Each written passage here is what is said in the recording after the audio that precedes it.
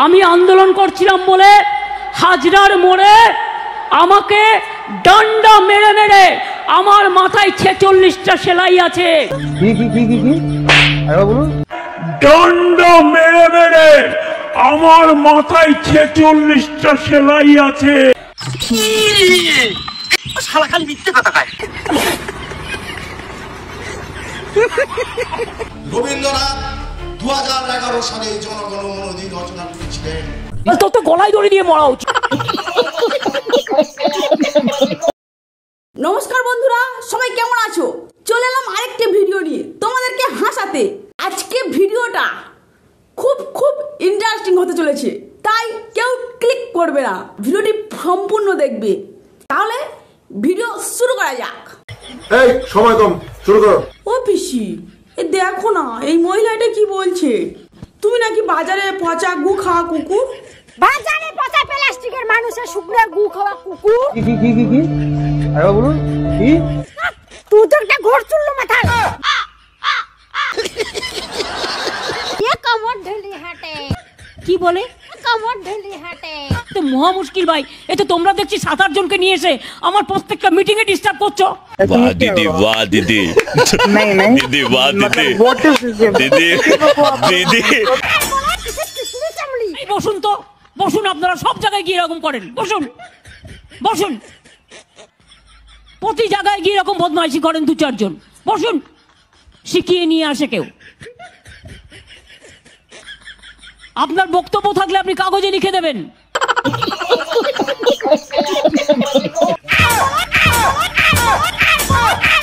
আর বলে পাতলিকে কামড়, কামড় হচ্ছে মোটা, আর বলে পাতলিকে কামড়। আপনি মিটিংটা নষ্ট করার অধিকার আপনাকে কে দিচ্ছে? বসুন।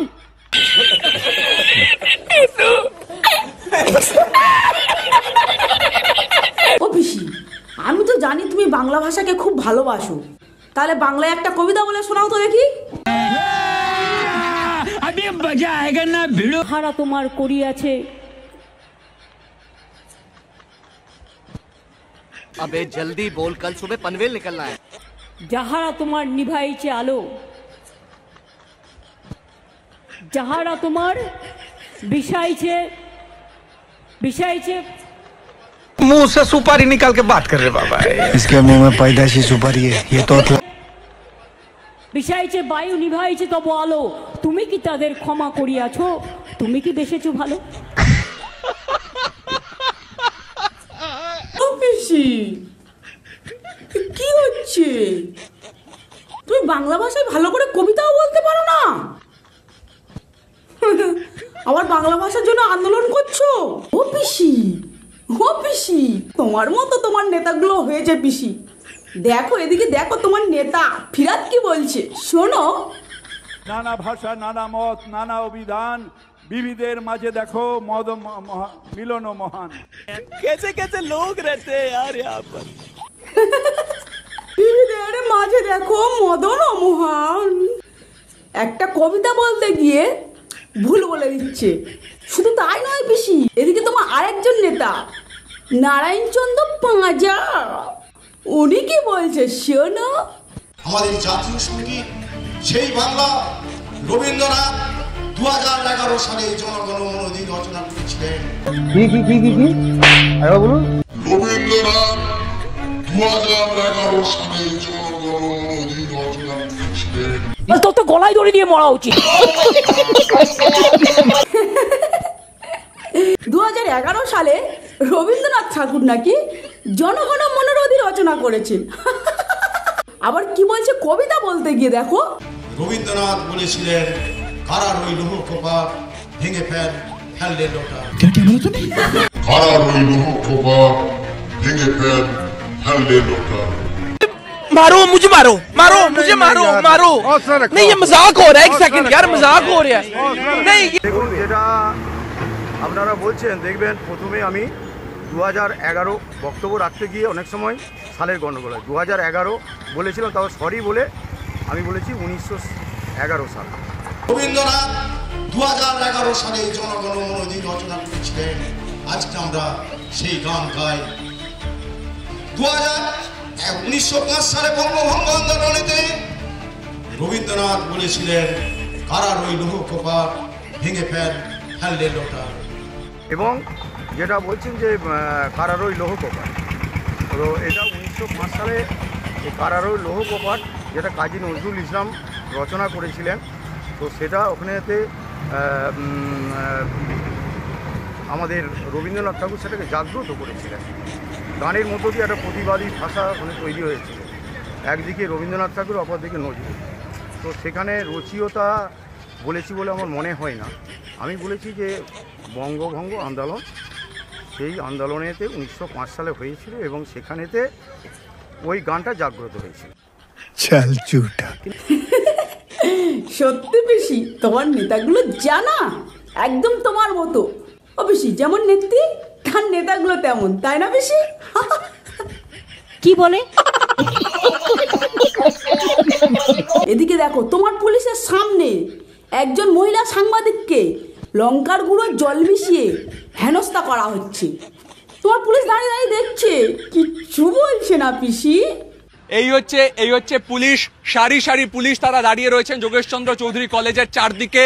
যখন লঙ্কার গুঁড়ো মিশিয়ে রং মিশিয়ে বালতি সমেত ছোড়া হচ্ছিল, তখন অ্যাসিস্ট্যান্ট সাব ইন্সপেক্টর পদমর্যাদার পুলিশ, সাব ইন্সপেক্টর পদমর্যাদার পুলিশ, তারা সবাই হাতে হাত গুটিয়ে দাঁড়িয়ে রয়েছেন। এখনো এই পরিস্থিতি। রুকো যারা। যখন ক্যাম্পাসে এই পরিস্থিতি চলছে, বাইরে ক্রমাগত জল ছোড়া হচ্ছে, তখন তারা একবার এগিয়ে গেলেন। স্যার একবার এগিয়ে যেতে পারতেন তো, একজন মহিলা সাংবাদিককে হেনস্থা হতে হলো। স্যার আপনারা কোর্স অফ আপনাদের অ্যাকশন সেটা হবে, একজনকে রেস্কিউ করা হবে না? এটা কি ধরনের স্যার? রঙে হলুদ গুঁড়ো লঙ্কার গুঁড়ো মিশিয়ে ছোড়া হচ্ছে, যে কেউ এফেক্টেড হতে পারতেন। এইভাবে নীরব দর্শকের মতন দাঁড়িয়ে থাকবেন এখনো? कैसे कैसे लोग रहते हैं यार यहाँ पर। স্যার অ্যাটলিস্ট সাহায্যটুকু করতে পারতেন। ক্যাম্পাসে কি চলছে এটা স্যার? প্রিন্সিপাল ক্যাম্পাস বন্ধ করে দিয়েছেন, আপনারা বাইরে দাঁড়িয়ে পাহারা দিচ্ছেন, আর সাংবাদিক, মহিলা সাংবাদিক, তাকে হেনস্থা করা হচ্ছে। এটা দেখছেন আপনারা স্যার? गजब बेइज्जती है। কিছু বলছেনও না এখনো, রিয়াকশন নেই আপনাদের স্যার। অ্যাটলিস্ট সাহায্য করতে পারতেন, কারোর বিরুদ্ধে কোনো অ্যাকশন না নিয়ে সাহায্যটুকু করতে পারতেন স্যার। এখনো নীরব, এখনো কোনো কথা বলবেন না স্যার? হিউম্যানিটির জন্য একটু কথা বলুন। একজন সাংবাদিকের দিকে কোনো কমেন্টস না, সরি। লঙ্কার গুঁড়ো মিশিয়ে ছোড়া হলো স্যার। হয়ে গেছে, প্লিজ। তো গলায় দড়ি দিয়ে মরা উচিত।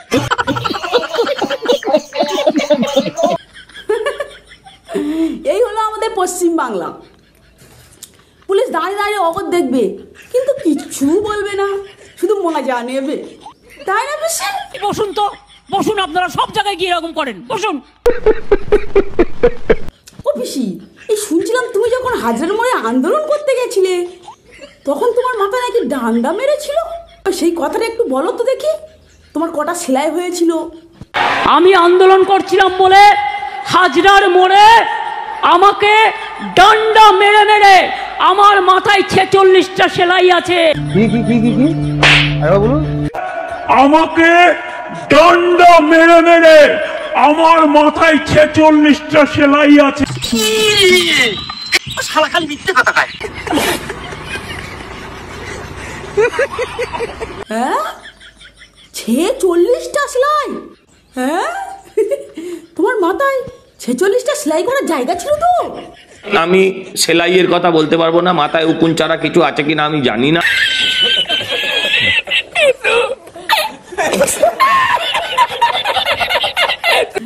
পিসি, তুমি খুব মিথ্যে কথা বলে, জানো তো?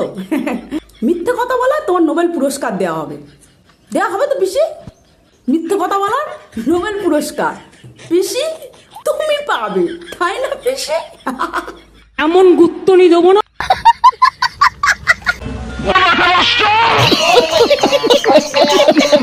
আমার ব্রেন অপারেশন করতে হয়েছে, আমার ডান হাতের অর্ধেক হাড় নেই। ও পিসি, আমরা তো জানি তোমার ব্রেনে একটা সমস্যা আছে। হ্যাঁ, এবার হচ্ছে ব্রেনে একটা কোথাও আছে, শর্ট সার্কিট আছে, এটা আমরা বুঝতে পারি। কিন্তু পিসি, তোমার যে ওই হাতের হাড়টা নেই না, ওটা আমার বিশ্বাস হয় না। ওটা তুমি মিথ্যে কথা বলছো, ঠিক না পিসি? ওটা তুমি মিথ্যে কথা বলছো। হ্যাঁ, আমার ডান হাতের অর্ধেক হাড় নেই। কথা।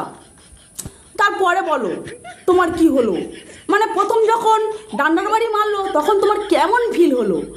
যখন প্রথম মারে আমার গল গল করে রক্ত পড়ছে আমি দেখতে পাচ্ছি।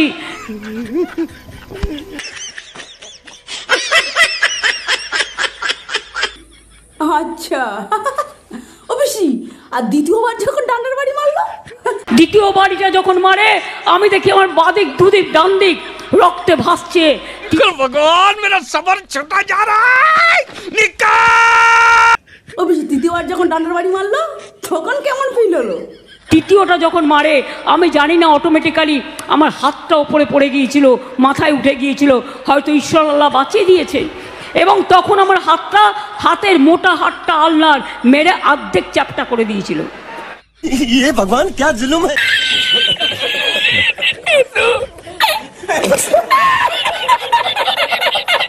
তো বন্ধুরা ভিডিওটি আমি এখানেই শেষ করছি। ভিডিওটি কেমন হয়েছে জানিও, ভালো লাগলে একটা লাইক একটা সাবস্ক্রাইব করে দিও।